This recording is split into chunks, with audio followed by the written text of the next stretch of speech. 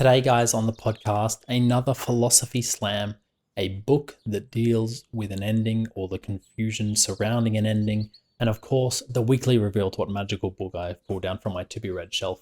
All of that and more this week on A Novel Review. Hello and welcome to the Literature Podcast, A Novel Review. My name is Seamus, your host, and together we will discuss, dissect, and explore the wonderful world of literature. And the wonderful world of literature is a vast and dense jungle, so let's start making our way through, one book at a time.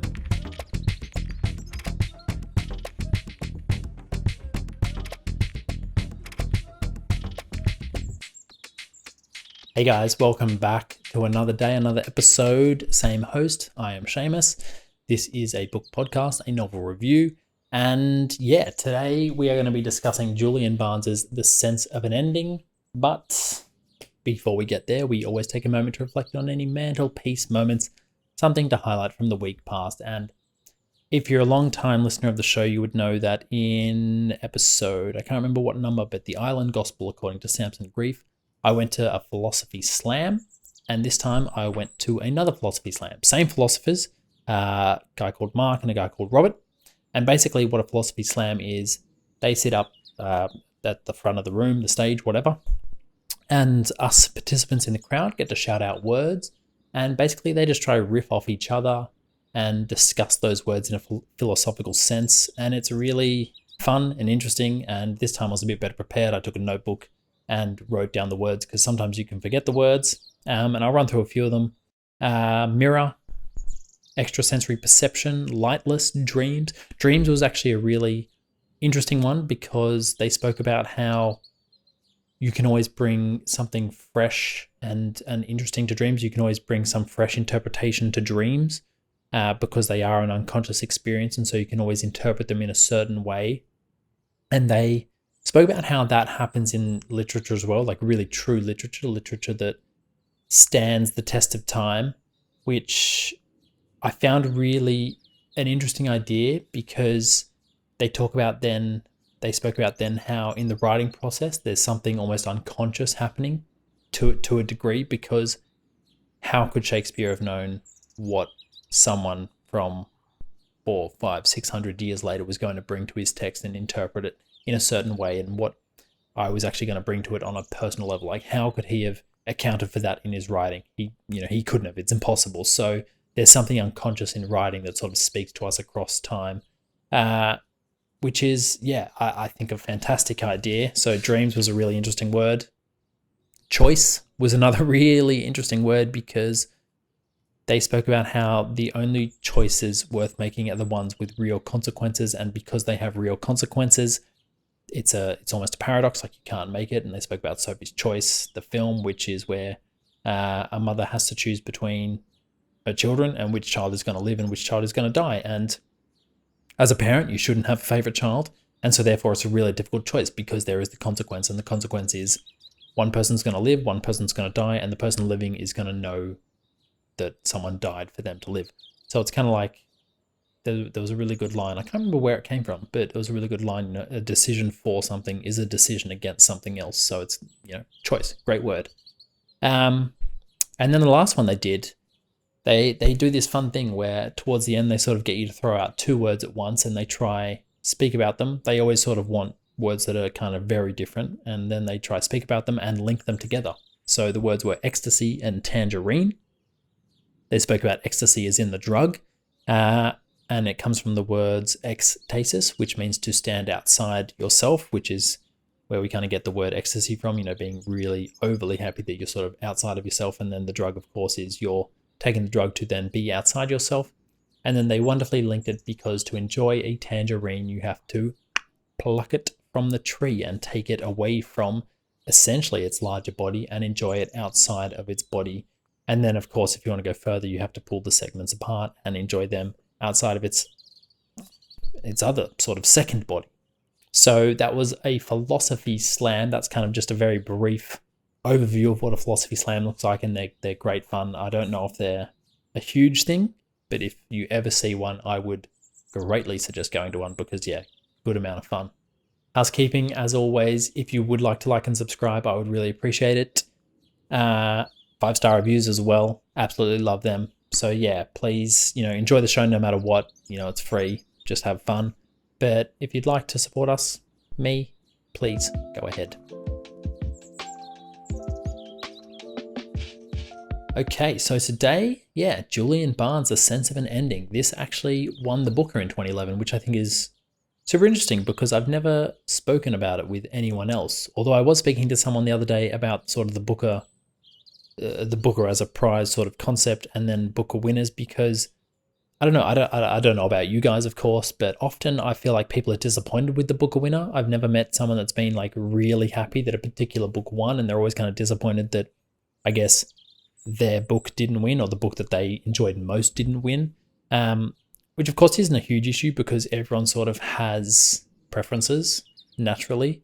But I think it sort of speaks to that larger kind of, it's difficult to pick a book and understand where that book will be in 5, 10, 20 years' time. And while I don't think it should necessarily be a popularity contest for which book wins, I think sustained popularity is a huge influencing factor, because like popularity in the moment, like, God, what are those books? The grey books, the ones that are fan fiction, the grey ones. 50 Shades of Grey, my goodness. Yeah, really popular. Flash in the pan, really, really popular. I have not seen them in a bookshop now for years, and to be fair, I haven't really been looking for them, but I haven't seen them in a bookshop or a secondhand shop, and they kind of like really, peaked and then just vanished. And that's kind of like, popularity obviously shouldn't win you, but sustained popularity is basically the hallmark of a good book, and it's what makes a book a classic, is that it's speaking to not just one particular sect of people at one particular point in time. It's speaking to a range of different people across a range of different times. So I can't actually remember why I got in this rant of like the Booker Prize winner, but basically this won the Booker Prize in 2011. I've never actually read any Julian Barnes. I know he's got quite a few others. Sorry, I should preface that. I've never actually read any fiction by Julian Barnes. I've read quite a few of his essays. I've got a wonderful copy of this book of essays called Keeping an Eye Open, and it's about artists. And yeah, really great book as well. So get that if you want to. I haven't read all the essays, but so far so good. The ones I have read, really enjoying that. So this was my first sort of dive into his fiction, and I was very pleasantly surprised. And I mean, I don't know what other books came out in 2011 to say whether this is a deserved piece of literature that deserved to be the Man Booker Prize winner of 2011, but here we are. And so basically, I think I just need to give a very brief overview, which is going to be incredibly difficult because this takes place over 2 time periods. But there is a guy called Tony Webster, and he's in school, and I mean, to be incredibly brief, he's in school and he's kind of going through the motions. It's a really wonderful period of time because there's this great quote in the book. I'm paraphrasing it, but they say, "What was youth for but to be pretentious?"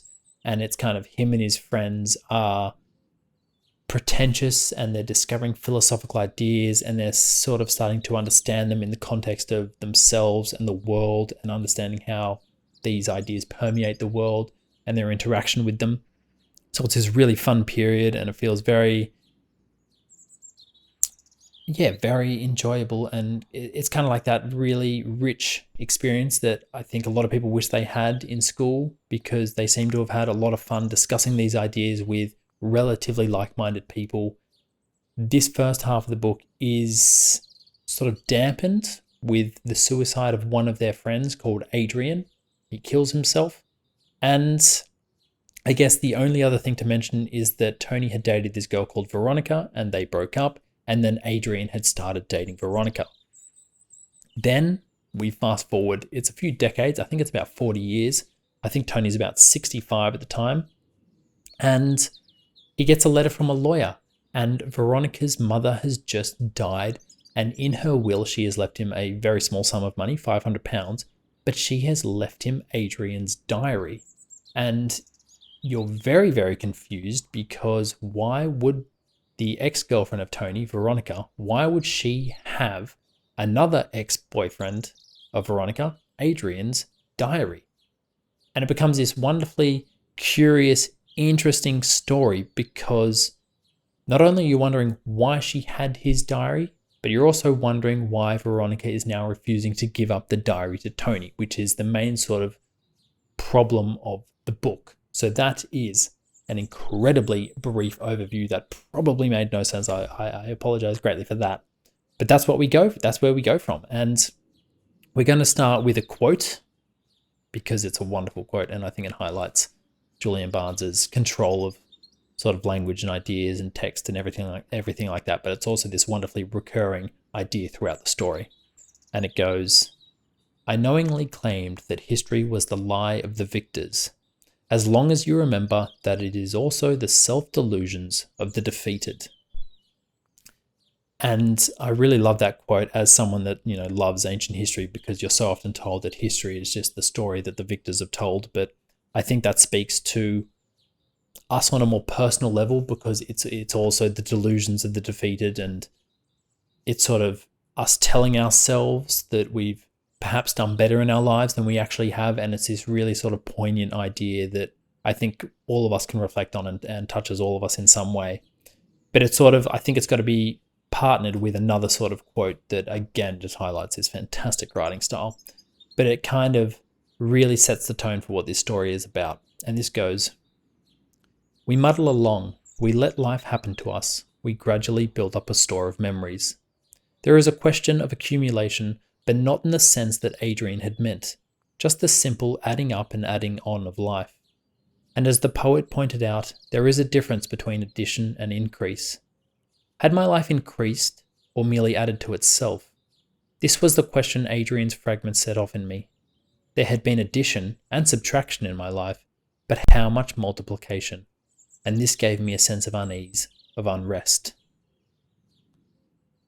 And I think the main sort of problem that Tony suffers in this story is that he's constantly going on, especially in the second half of the novel when he's, 60s, he's constantly going on about how he's led a relatively quiet life, and he's gotten married, he's now been divorced, he's got a couple of kids, they've grown up, and he's kind of got this very simple and quiet life, and he sort of thinks that is just how it's always been and always was. And so when he's looking back upon his life, he always reflects upon it in that mindset, which I think is really interesting, because then he learns through Veronica, because she sends a fragment of the diary. In fact, she actually sends a letter.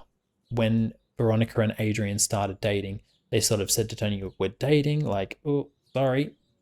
And in his mind, he sent back this really not loving letter, but like kind of an acceptance letter of like, okay, life happens, we move on.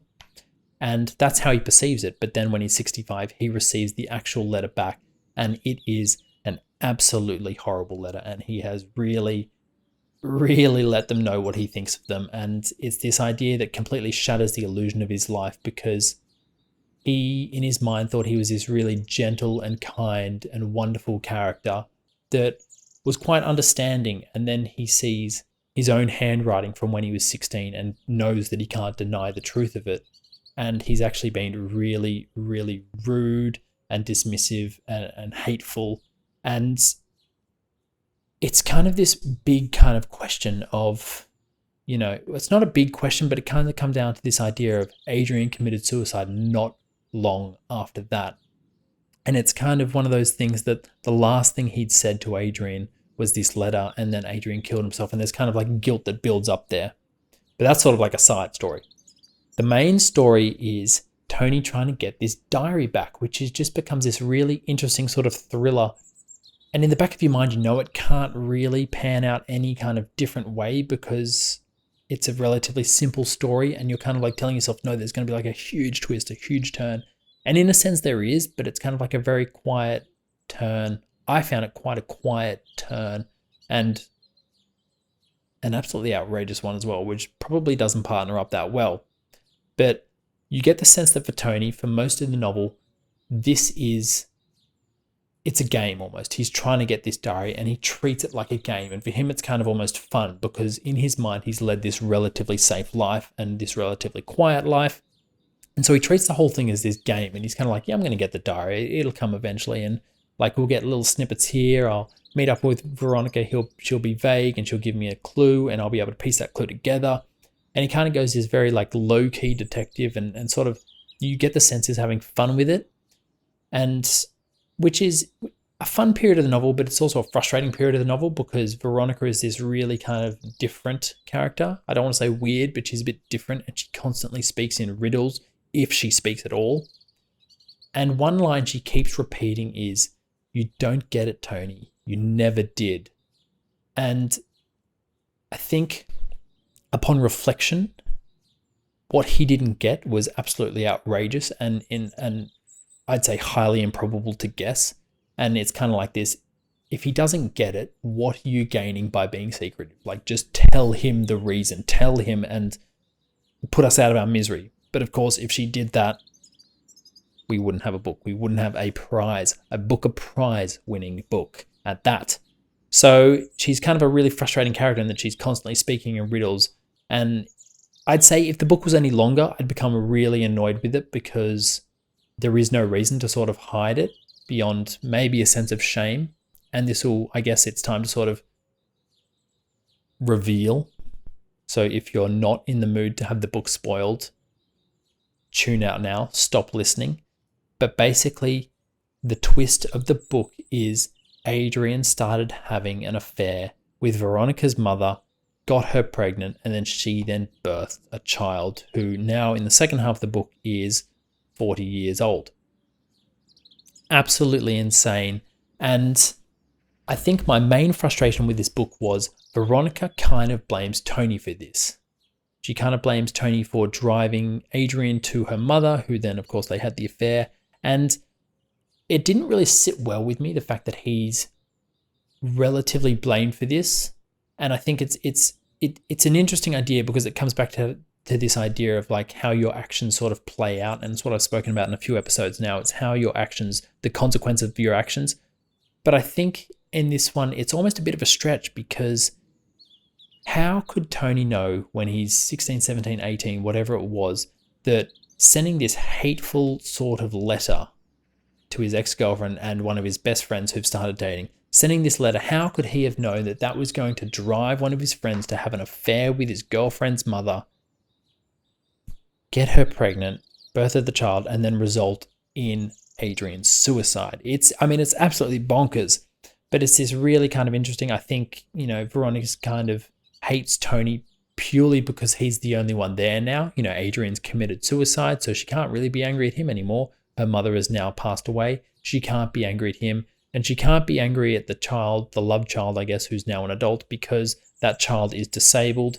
And that's just completely unfair and unreasonable. So she sort of takes it out on Tony to a sense, and I guess ends up not torturing him, but low-key torturing him in that she doesn't reveal the information, instead lets him sit with his thoughts for a lot of the book about sort of the consequence of these actions and sort of leads him down false paths and stuff like that. And I don't know, it sort of made me sort of really dislike Veronica as a character because, I don't know, I'm sure we've all done stupid things when we were 16 and not understanding the consequence, but I think to assume that that was Tony's motive when he was that age, was to drive one of his best friends to, we don't need to go over it again.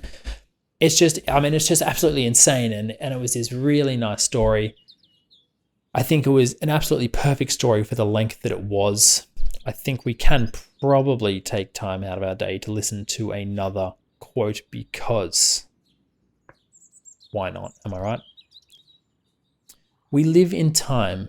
It bounds us and defines us. And time is supposed to measure history, isn't it? But if we can't understand time, can't grasp its mysteries of pace and progress, what chance do we have with history? Even our own small, personal, largely undocumented piece of it. And I think that's sort of a wonderful place to start wrapping up this discussion of the book, because it is all about sort of the self-delusions of the defeated. It's all about the self-delusions of ourself, and it makes you sort of think about your own actions and how they've played out, because a lot of the times we commit acts and we might have committed them when we're 16 and not really understood how they play out, but they do have an influence and they do cause a ripple that then sort of rolls out and causes more ripples. And it's this wonderful story about that. And like I said, I haven't read any other books from that time, from 2011, but it's a book about time. It's, I think, holding up very well. and I absolutely loved it. I would rate this book a 4.2 out of 5. So what was I reading this week? I was reading a book, or I'm listening to it rather, a book by a woman called Emilia Hart, and it's called Waywood. And it's this really fun, curious book that is actually also going to be very difficult to describe because it's told from the perspective of 3 women in 3 different time periods. The first woman is a woman called Alpha in 1619, I believe it is.